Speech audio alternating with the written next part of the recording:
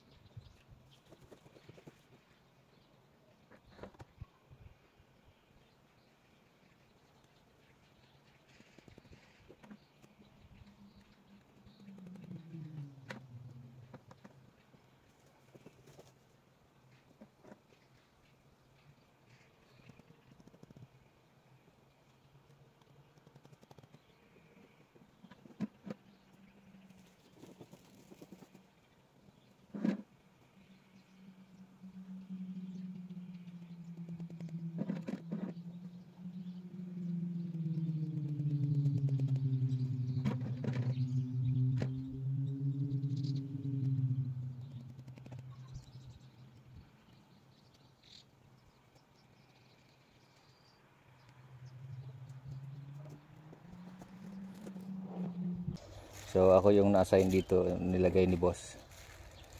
Ito. Nagtataka lang ako nitong plastic. Natanong ko siya, para saan yung plastic? Sa amin kako wala namang ganito nilalagay. Pagka ginawa na ng plat, okay na. So sila dito sa South Korea naglalagay ng plastic. Kasi daw, unang-una, para hindi mamatay yung mga halaman, yung sili. Kasi pag walang ganito, lalamigin yung sili o kaya lalamukin, mamamatay.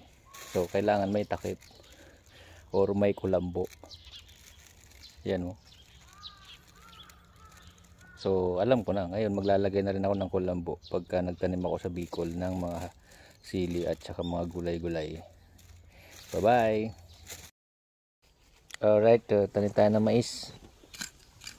Yun, mga tropa. Mais.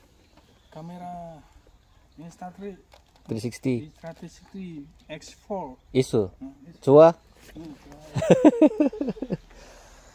Yun guys, share ko lang tong ano, pang ano ng binhi ng mais. Pero yan, nakaano na siya, para ng palay. Nilatag na siya dyan, tapos ako yung magtatanim. Shoot lang dito, tapos hihilahin to. Ayun na, lalabas na yung yan, mais.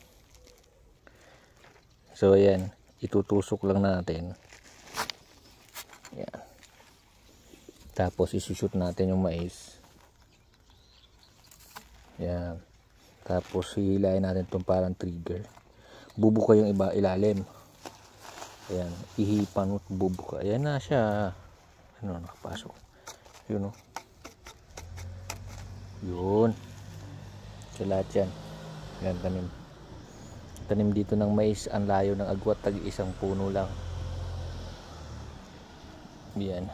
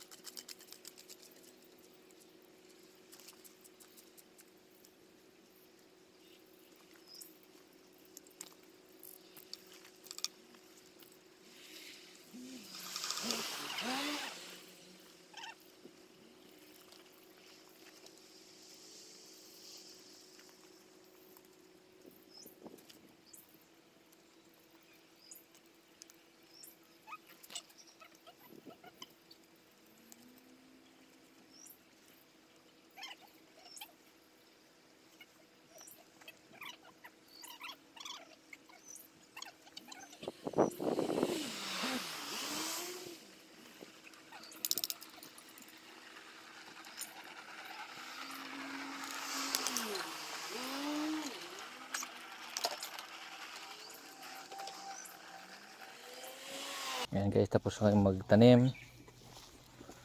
Merong mais, merong talong, merong kamatis, merong sili, halo-halo. Tsaka ito meron pang ano,